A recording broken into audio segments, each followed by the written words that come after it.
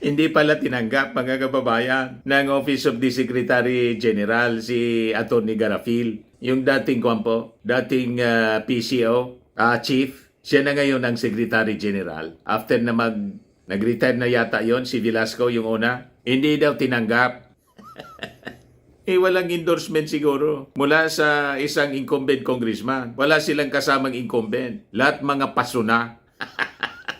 Dating congressman si Mike Defensor, si Jing Paras. Bakit kasi hindi ninyo sinama si Pulong?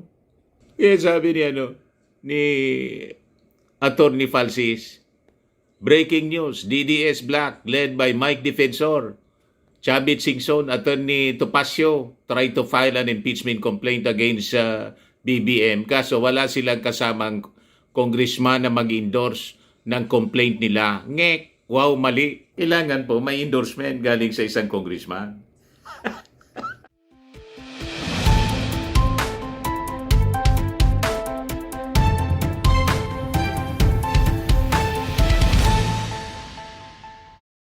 Hello po mga kababayan, si Dante Maravillas. Nag-file kanina po, as you know, breaking news kanina lang, yung third impeachment final laban sa ating Pangulong Bongbong Marcos. This time, yung grupo ni Sabit.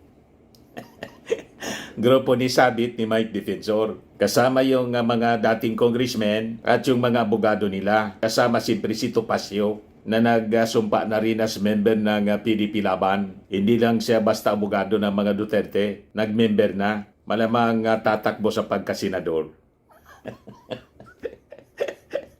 Ano ba? O ngayon, sumugod sila pa Kongreso para i-file yung third impeachment. Mangiyak-ngiyak ngayon si Mike Defensor. Kasi ang sabi, hindi tinanggap ng Kongres. Wala man kasing kasamang congressman, incumbent, congressman na dapat mag-endorse. Yung sabi ni Atty. Jesus Falsis, breaking, DDS Black led by Mike Defensor, Chavit Singson, Attorney Topacio, etc. try to file an impeachment complaint against BBM. Kaso, wala pa silang kasamang congressman na mag-endorse sa complaint nila. Ngek, wow, mali. Bakit kasi hindi nila sinama si Pulong? Ano ba? Dapat in-endorse ni Pulong. Parang nasa ibang bansa si Pulong. Kasama si Sara. Galing doon sa Europe yata. Bumisita uli sa kanilang tatay na nakakulong. Hindi man po in-endorse. O kung hindi, yung kanyang isa pang Duterteng congressman, bakit wala? Mga kababayan nag-endorse. Mangiyak-ngiyak ngayon, nagpa-press con si Mike Defensor. Kasi yung impeachment complaint nila laban sa ating Pangulo, dead on arrival din. Kanina yung makabayan, yun din yung sinasabi. May reklamo din. Unahin natin itong third impeachment. Kasi kanina na-report na natin din yung second impeachment. Sunod-sunod yung pag-file po. Ito si Mike Defensor. Mga kababayan, pakinggan natin. The refusal of the Office of the Secretary General of the House of Representatives to accept the impeachment complaint is a clear violation of both the rules of the House and the 1987 Philippine Constitution. Under the Constitution, the House of Representatives has the sole power to initiate impeachment proceedings. The rules of the House explicitly provide a ministerial duty for the Office of the Secretary General to receive and record impeachment complaints that are duly filed. There is no discretion given to the Secretary General to reject, screen, delay, or block such filings.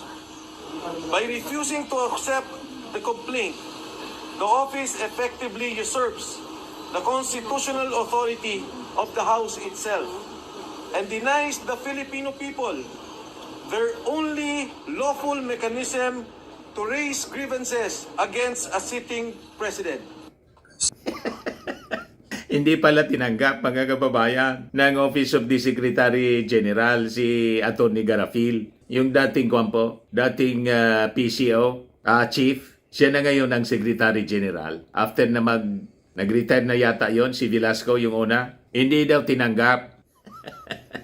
Walang endorsement siguro mula sa isang incumbent congressman. Wala silang kasamang incumbent. Lahat mga paso na. Dating congressman si Mike Defensor, si Paras, Jing Paras. Bakit kasi hindi ninyo sinama si Pulong?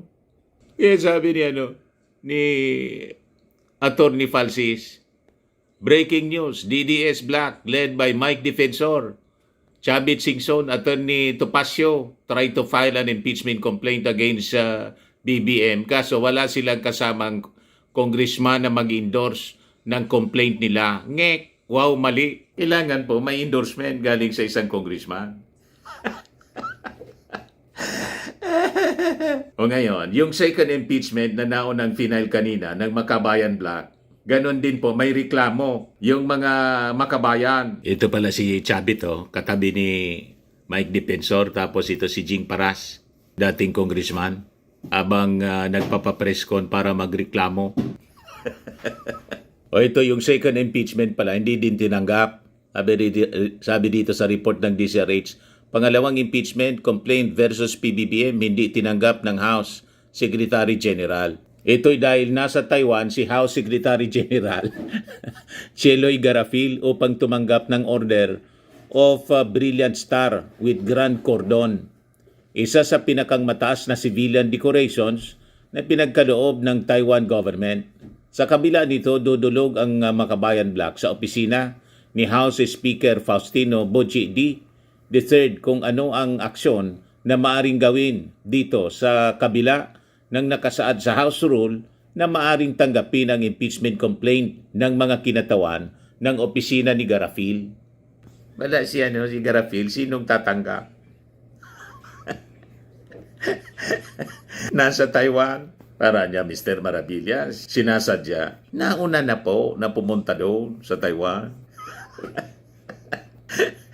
Ano ba? Saka may nauna ng impeachment po na tinanggap agad-agad at finorward sa office ni Speaker Bojidi yung unang impeachment. Kaya lang, napakainaan niya ng impeachment versus PBBM. Wala sa forma at sustansya. Binatay lamang sa news article. Very weak impeachment case. 100% na niya, mababasura lang yun. Ina-forward na po sa Office of the Speaker kay Boji. Paano na yon? Yung pangalawa at pangatlo, hindi tinanggap. Kasi yung tatanggap mga kababayan, wala sa second impeachment. Sa third impeachment naman po, walang endorsement ng congressman. Kanino bang kasalanan niya? Hindi sa inyo. Hindi ninyo sinama si Hindi ninyo sinama si Pulong para mag-endorse. Ito yung payag ng mga Makabayan Black. Si Teddy Casino, dating congressman.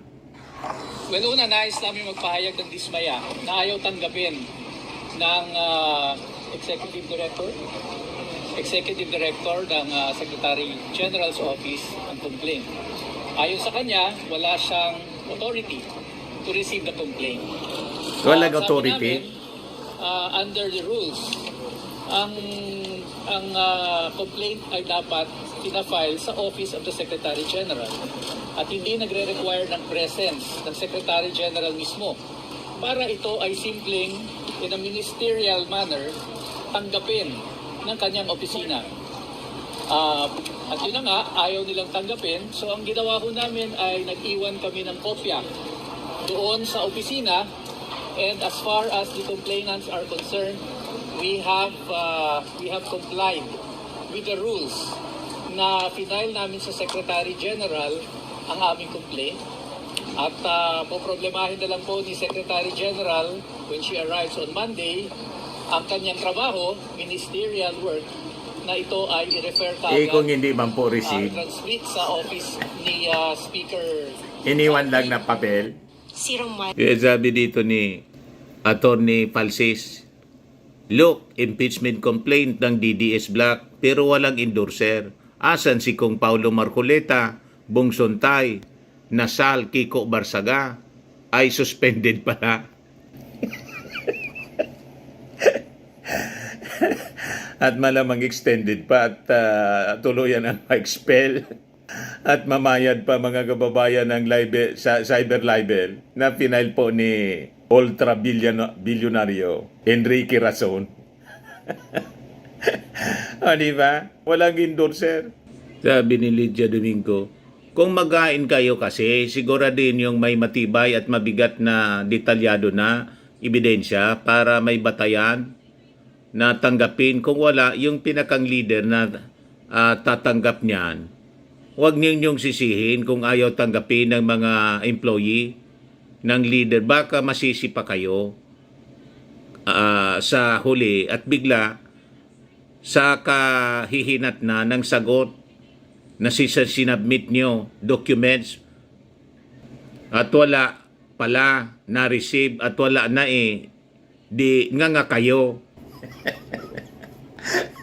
Problemado yung mga nag-file po ng second and third impeachment laban sa ating Pangulong Bongbong. Walang tumanggap. Reject. Dead on arrival po. Sabi ni Benjamin Sibayan, mga tanga, walang magawa sa buhay. Sabi ni Freddy Castillo, buti di nanalong mayor sa Quezon City yan. Kalaban pala, kala ko kasama. Sabi ni Marlon Granada, kahit 100 pang impeachment yan, walang mangyayari dyan. Sabi ni Bonsky, dapat may endorser yan kahit isang congressman man lang. Kaso hindi man naman kayo, mga congressmen, kaya rejected talaga yan, asa pa more. Sabi ni Maki Maquignano, this kind of people are desperate, move to do that filing of impeachment against PBBM. I think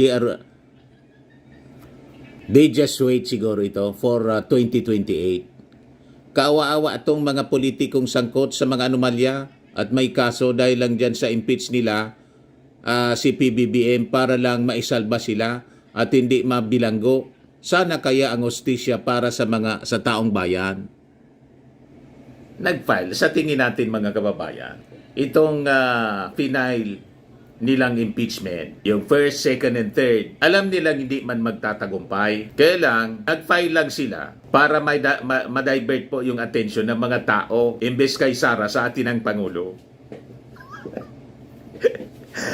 O di ba? Kasi yung Pangulo na yung sinampaan ng impeachment, 3 pati, imbes na 1 lang. O di ba, mga kababayan? Kasi noon, 3 impeachment cases din. Pinag-isa na lang yung final kay Sara Duterte. Gusto nila tumabla. Kaya ngayon, pinailan din ng 3 impeachment cases ang ating Pangulong Bongbong Marcos. Kahit alam nila, hindi man po lulusot. Ang purpose man lang po nila, magamit itong propaganda laban sa administrasyon, laban sa ating Pangulo. Ma-divert po. Deflection. Imbes na ang atensyon ng taong bayan nandun sa mga kinasangkutan na anomalya ni Sara Duterte, napunta na po sa ating Pangulong Bongbong. O di ba? Ganun lang yan. Kahit alam nila, basura lang yung kanilang final na impeachment case. Kasi mismong sila, alam nilang walang support sa Congress, majority members of Congress. At kung seryoso sila, dapat, di sana may incumbent congressman na nag-endorse. Kaya tama po yung sinabi ni Atty. Jesus Falsis, nasaan si Pulong? Nasaan si Paulo Marcoleta? Nasaan si Suntay? At iba pa nilang mga kaalyadong incumbent congressman. Bakit hindi kasama sa nag-file?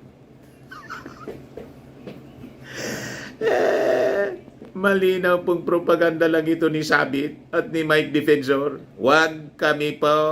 Ayan si Sabit, mga kababayan na malamang ang nagpundo. Hindi kasi nangyari yung kanyang panawagan na one-time, big time rally para tanggalin yung ating Pangulo.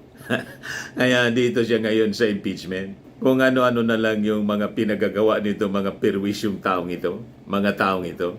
But anyway, dead on arrival po. Ayan man lang po yung mga updates natin. Ako po si Dante Maravillas. Bye-bye. God bless.